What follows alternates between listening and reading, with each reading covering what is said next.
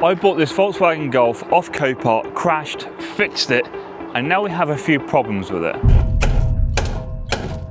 But despite what I've just said, I would absolutely 100% recommend anyone to buy a crash damaged car off Copart. At first, I was a little bit skeptical, but if you actually weigh it up, the pros outweigh the cons in my opinion. Do not throw money at the Golf. I bought this car for a little over £5,000. We've changed the windscreen on it, we've changed the wing on it, we've changed the headlight on it, I've put a new cheap Chinese wing mirror on it, and she is an absolute beauty. In this last couple of weeks, she's been earning her keep massively. Renovation work at home required a good tow vehicle to take tons of mud and concrete to the local quarry, as well as helping my friend move his new off-road buggy after I cleaned it. What a setup.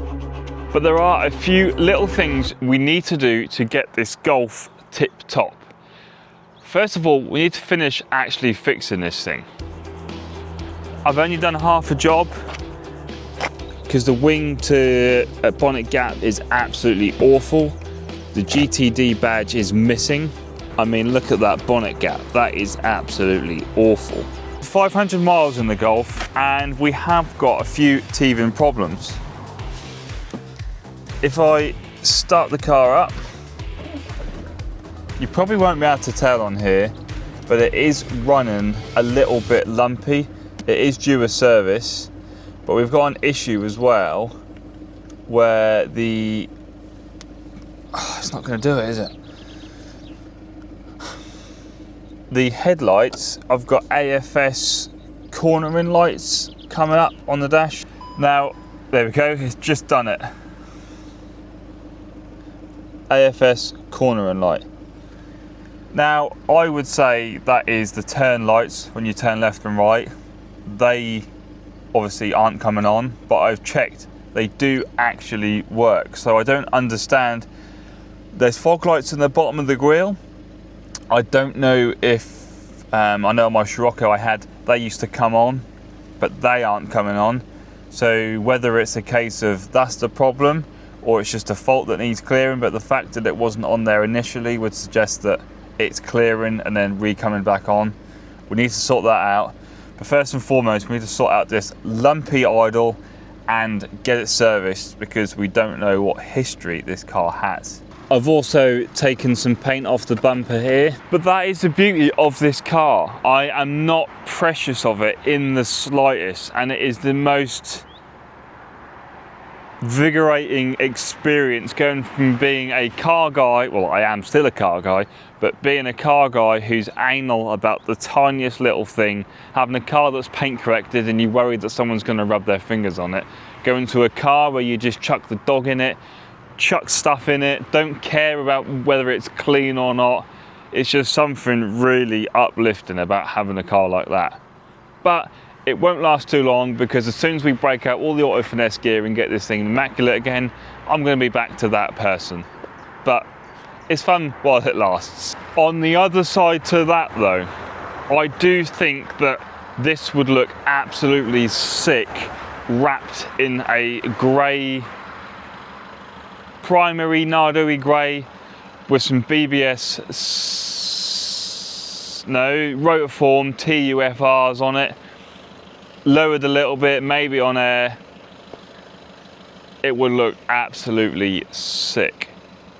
But remember, this is a stopgap for the time being. We needed to free the cash up for the Brasilia. We cannot throw money at the Golf. Do not throw money at the Golf. The other problem I have is my mirror glass fell out, and I'm really struggling to drive without it. So that's a bit of a bugger. It's really important that this has a service, because I haven't got any service history with it. I don't know how well it's been looked after. So it's going to help sort that problem out, as well as potentially solve our lumpiness that we have at the moment.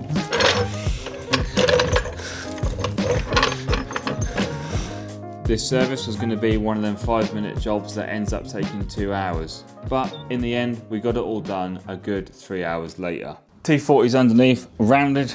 I haven't got the tools here to sort that out. Now trying to get the fuel filter off. Again, the screws for that are rounded.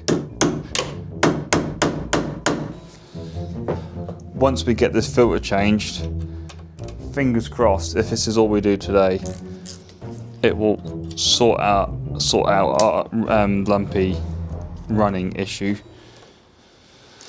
There's 2 types of filters for these. One with a water filter or detection big incorporated in it, and an ordinary one. Now, they only had one in the shop, to be fair, but we've gone for an ordinary one, so fingers crossed that is the correct one for this. So let's get this filter out, I suppose.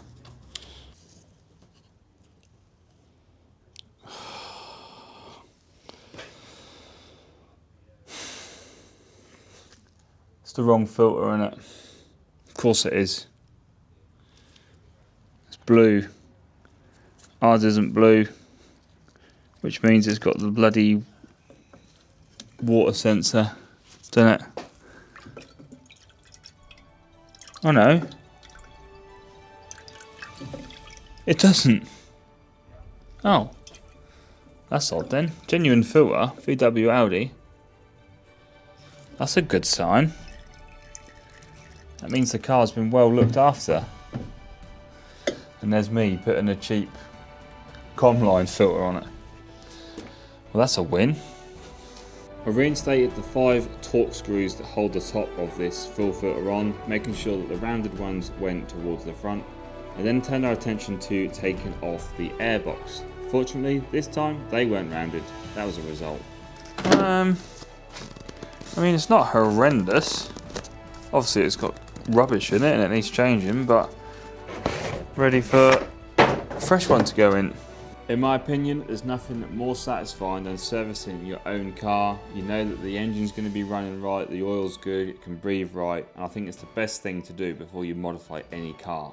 After heading back to my parents' house and raiding my toolbox, it was time to turn our attention to try and getting out these rounded T40 Torx, and we had some success. This is the first T40 to come out, and with this successfully removed, we can turn our attention to the other one.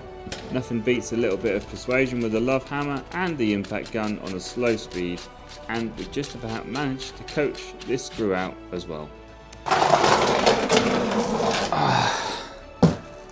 One under tray successfully removed from said Golf. Now it's time to drop the oil out of this thing, get the filter off. That's going to be a pain, because VW always put the bloody oil filters in a really rubbish place. They've got a secondary water pump, I think it is, coolant pump, which sits underneath that, so that gets covered in oil. But let's drain the Golf of its oil. With that pesky under tray out the way, we've undone the 19mm bolt which holds the oil in the sump. This is a really good opportunity to inspect your oil to see if there's any engine damage, but in our instance we can't actually do it because we are draining it into this container here.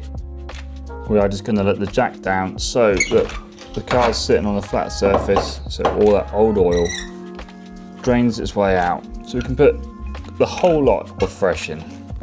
And whilst that's doing all that, this would now be the perfect time to get the air filter, cabin filter and fuel filter changed, but obviously because it didn't go to plan, we've done them already.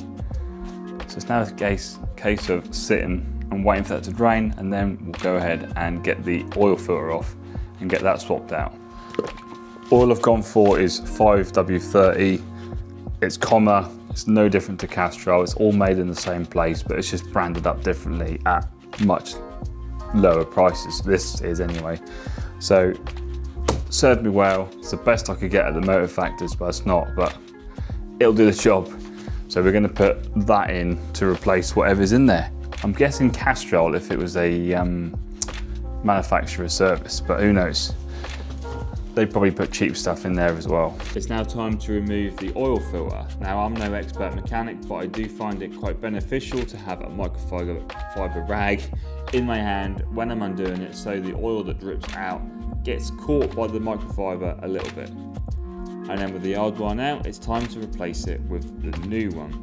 I think this filter had been torqued to spec because there was some torque markings on it, but just don't over tighten it and you'll be fine. When it comes to putting the oil in, you're always best to Google what the manufacturer recommends the amount to be. It's going to be 4 point something litres, maybe 5 litres. My best bet is I put 4 litres in, maybe just a bit over.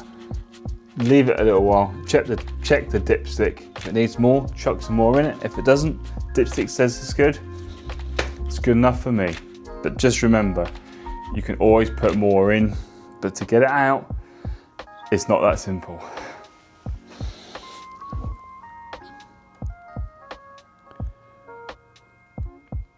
And it's always good to have a steady hand when you're putting it in, holding the carton to the side so you don't get no glugs and you don't chuck it everywhere and make even more mess of this already dirty engine bay. And just like that, the Golf has been serviced for a grand total of £91. Blimmin' bargain. Just bought this crash damaged Golf off Copart. Copart is a car crash auction website where thousands of cars get sold after they were written off. I placed a bid and won.